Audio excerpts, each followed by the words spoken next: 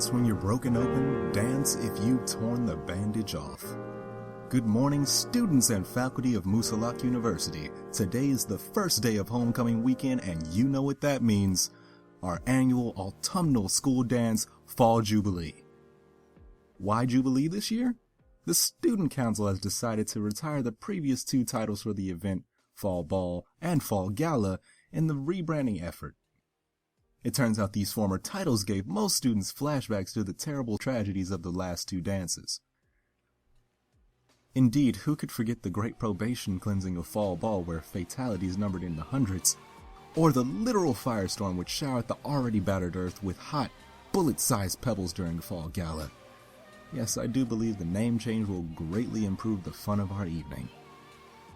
I myself am quite excited and ready to dress to impress. I've saved up my shower tokens for a full 30 minutes, and my friend Roxy is breaking out her formal culottes and everything. We're gonna look so great. Anyway, tickets can be purchased on the Musalaki intranet or campus info booth. The price is $10, 32 hours in the quarry, or 1 month of sugar rations. In other news, I would like to personally congratulate biology major Stephanie Gould, who has been leading the effort in ecologically friendly resurrection. She achieved her first success with a frog test subject this week. The so-called Frankenfrog was brought back with a mix of science, occult magic, and good old-fashioned lightning in a carbon-neutral process. While the frog is in stable condition, he seems overly aggressive towards other animals and has been separated from the other test subjects. But hey, that's the price of progress. Speaking of progress, Professor Jerboa and his students in the Cognitive Brain Sciences Department are happy to announce that their new artificial intelligence, Dave, has been successfully activated. In unrelated news, the university has announced that the computer lab shall be closed next week for remodeling. The Department of Residential Life will be holding an event this weekend to help combat the growing giant sewer slug populations that have been spotted in many of the hall bathrooms. Students will be given salt and training in the proper techniques of handling these man-eating beasts. There will also be free pizza and slug-shaped cookies for every team of students who can prove they've slain one of the monstrous beasts. Please report to your RA for more details. The Student Council's Health and Wellness Initiative would like to remind students to be careful not to involve themselves in any of the festivities prior to Fall Jubilee. Pre-gaming, as it's called, is strictly prohibited. Students, Fall Jubilee is not a game and should not be demeaned with such a silly word. It is a serious, delightful, mandatory social event. All feelings of enjoyment should be reserved for the dance, and any outside expressions of fun will be interpreted as weakness. Any students found congregating before Fall Jubilee will be considered in violation of the campus's anti-insurgency policies, which prohibits the unauthorized formation of groups with more than 5 individuals. So students, please reserve all festivities for the controlled, supervised environment of Fall Jubilee. Additionally, students are reminded that Musalak's Another Option Club is offering an alternate event for those who do not wish to partake in the Jubilee. If dancing in public really isn't your style, then the school would like to invite you to take on extra hours in the campus quarry. There are a lot of open slots, and the Student Council is willing to provide a safe, fun, and pressure-free environment for all interested students and staff. Remember, listeners, proceeds from the quarry go straight to Musalak's Fence Fund, which is our only true defense against the horrors of the outside world. Message from the President. I want a small piano in the corner of a room. The lights would sit and simmer gently as the melodies would bloom.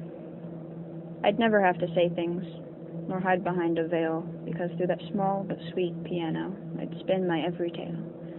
I picture sitting down and simply playing what I feel, and that's how I'd live my life out.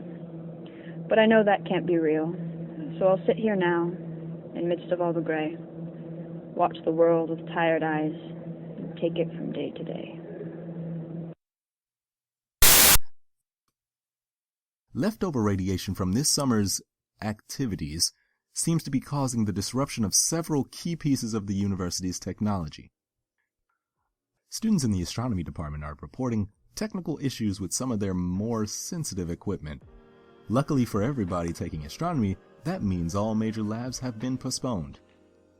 Unfortunately, this also seems to have had undesirable effects on the university's Wi-Fi. Numerous student complaints have been filed about the various dead zones and sudden drops in internet speed which are popping up all around campus. Hopefully these issues will be resolved sometime in the next couple of weeks. On a brighter note, registration for classes is underway. It's best to sign up quickly, as some popular courses like Professor Bugger's Intro to Computer Science and Professor Poison's Languages of Neo-Fascism are filling up quickly. I myself am trying to get into Professor Agril's Anatomy of Cryptids lecture. I'm first on the wait list, so if you know anyone enrolled, please kill them. After all, zombies have been prohibited from enrolling in biology courses due to last year's incident. It's about time for the university's annual supply run. Armored transport vehicles will leave from Campus Center every 15 minutes, and students will have the opportunity to grab pens, paper, government-approved rations, radiation kits, and anything else they might need. Just remember to keep your ID on you at all times and get back before it gets dark. This is Justice reporting to you live from Fall Jubilee. Yes, I have brought our beloved radio show to the grounds of tonight's festivities. I met up with Roxy, and as I thought, we're both looking fantastic. Personally, I'm glad the Student Council decided to move the event indoors this year. That way, everyone can remove their UV goggles and partake in real eye contact. Oh, what's this? I've been handed a list of activities for tonight's events to read to you all. Let's take a look. Well, this is odd. This is just a list of rules and repercussions. Let me read this word for word. Musalak U Fall Jubilee, prohibited activities.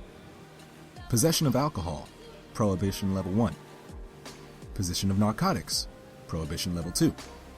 Possession of contraband goods such as unassigned reading materials, unsorted foodstuffs, and unregistered weapons. Prohibition level 3, and 3 weeks living in the quarry.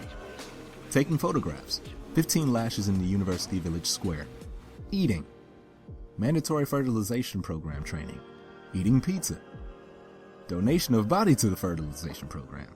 Playing music. 1 month vow of silence. Dancing and or singing. 3 months in the quarry.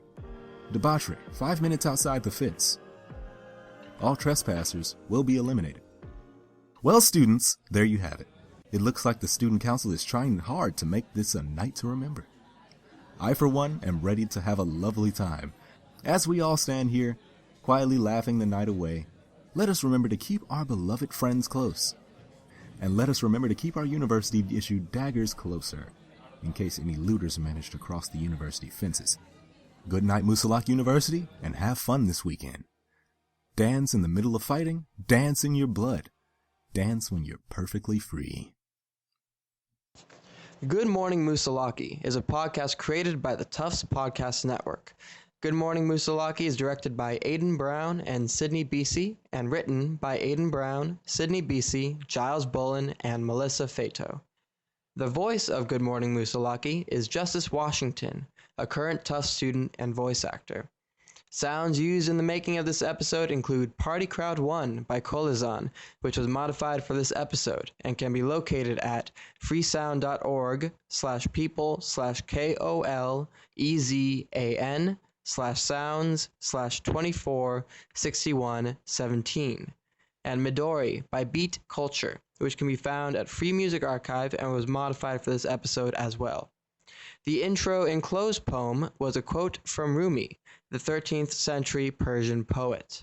This week's message from the president is a poem by Fury, a current Tufts University student. See you next time, listeners, and thanks for tuning in.